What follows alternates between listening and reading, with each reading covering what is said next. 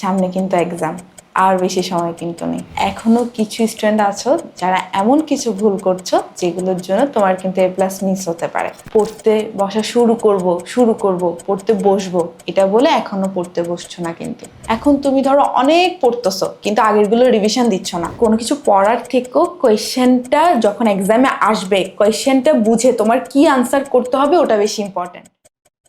Hello SSC 27, কি অবস্থা? সামনে কিন্তু এক্সাম, আর বেশি সময় কিন্তু নেই। তোমাদের মধ্যে এখনো কিছু স্টুডেন্ট আছো যারা এমন কিছু ভুল করছো যেগুলোর জন্য তোমার কিন্তু এ প্লাস মিস হতে পারে। চলো আমরা আজকে জেনে নিই যে তোমরা কি কি ভুল করছো। ফার্স্টের ভুল, পড়তে বসা শুরু করব পড়তে বসবো এটা বলে এখনো পড়তে বসছো না। কিন্তু এটা কিন্তু একটা মারাত্মক ভুল। এখন থেকেই তোমার পড়া খুব ভালো করে স্টার্ট করে দেওয়া উচিত। আর কিন্তু বেশি সময় নেই, আর বেশিরভাগ সময়ই কিন্তু তোমার পরীক্ষার মধ্যেই চলে যাবে। সামনে প্রি টেস্ট, অনেক দিন একটা পরীক্ষা চলবে, এরপর টেস্ট, তাও একটা পরীক্ষা চলবে, এরপর ফাইনালি কি এসএসসি পরীক্ষা। এর আগে অনেকে অনেক জায়গায় মডেল টেস্টও দাও। তাহলে দেখো তোমার সময়টা কিন্তু পরীক্ষার মধ্যেই চলে যাচ্ছে। তোমার যে একটু রিভিশন দিবা ওই সময়টাও কিন্তু নাই। তারপর এখনো অনেকের কিন্তু অনেক সিলেবাস বাকি আছে। তোমরা কি করতেছো? ওই পুরনোগুলো রিভিশন দিচ্ছ কিন্তু সিলেবাসটা কমপ্লিট করতেছো না। সিলেবাস পুরোটা থেকেই কিন্তু আসবে, সিকিউ না আসুক। এমসিকিউ একটা দুইটা কিন্তু সব চ্যাপ্টার থেকে আসে। তাই কি এদিকটা তোমার খেয়াল রাখতে হবে। এখনই সময় সব সিলেবাস শেষ করে ফেলা, সাথে কি প্র্যাকটিস করতে থাকা। নেক্সট আরেকটা ভুল, তোমরা সিলেবাস ঠিকই শেষ করে রেখে দাও কিন্তু পুরোনো পড়াগুলো রিভিশন দাও না। তুমি যদি পুরোনো পড়া রিভিশন না দাও তোমার কি মনে থাকবে? দেখো সব জানা থেকে কি ইম্পর্টেন্ট জানো? সব জানার থেকে যেগুলো আমি শিখছি ওইগুলো যাতে আমার 100% মনে থাকে এটা এনশিওর করা সবচেয়ে ইম্পর্টেন্ট। এখন তুমি ধরো অনেক পড়তেছো কিন্তু আগেরগুলো রিভিশন দিচ্ছ না, তাহলে আগেরগুলো যদি তুমি ভুলে যাও তাহলে ওই পড়াটা কোনো দরকার আছে বা ওইটা কোনো কাজে লাগবে? তাই এখন আমাদের কি করতে হবে, আমরা নতুন পড়াও পড়বো সাথে পুরোনোগুলোও রিভিশন দিব, যাতে আমাদের যে পড়াগুলো কমপ্লিট হয়ে গেছে ওইগুলো থেকে যাতে কোয়েশ্চেন আসে তখন আমরা যাতে 100% কি আমরা আনসার করতে পারি। তারপর আরেকটা ভুল হচ্ছে আমরা এমন কিছু চ্যাপ্টার আছে যেগুলো আমাদের কাছে কঠিন লাগে, বা এমন কিছু সাবজেক্ট আছে যেগুলো আমাদের কাছে কঠিন লাগে। যেমন আমারটা যদি বলি, আমার বিজিএস একদমই পছন্দ ছিল না। তাই আমি কি করতাম, বিজিএসটা স্কিপ করে করে যেতাম, যে আজকে বিজিএস পড়ার ডেট কিন্তু অন্য কিছু পড়ি, আজ কালকে বিজিএস পড়বো। এটা করা যাবে না।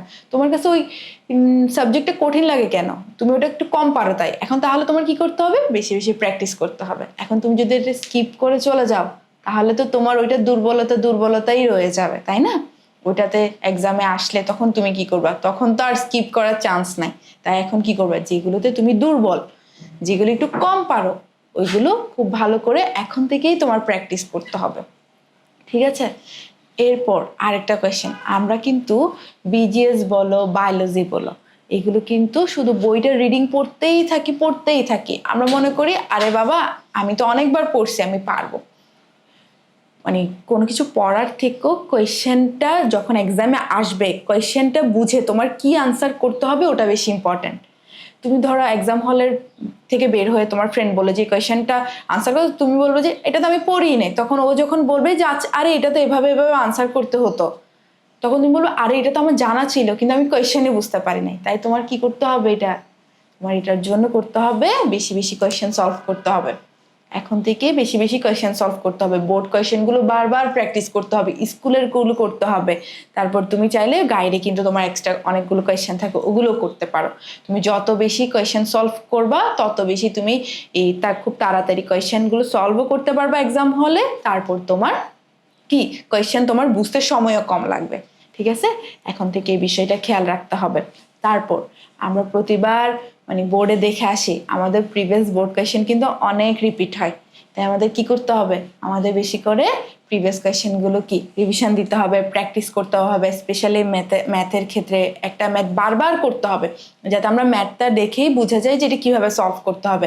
কারণ এক্সামে কিন্তু তোমার এত সময় নেই যে তুমি অনেকক্ষণ আধা ঘন্টা 1 ঘন্টা চিন্তা করে করে আস্তে ধীরে আনসার করবা। ঠিক আছে? তাই আমরা এখনই প্র্যাকটিস করবো যাতে আমরা এক্সাম হলে টেস্ট করে লিখে দিতে পারি। আর প্রিভিয়াস কোয়েশ্চেন ধরো তুমি যত বেশি সলভ করবে তোমার কমন আসার পসিবিলিটিস তত বেশি বাড়বে, ঠিক আছে? তাই এখন থেকে আমরা সিরিয়াসলি পড়ালেখা করব, পড়ালেখা একটু মনোযোগী হব।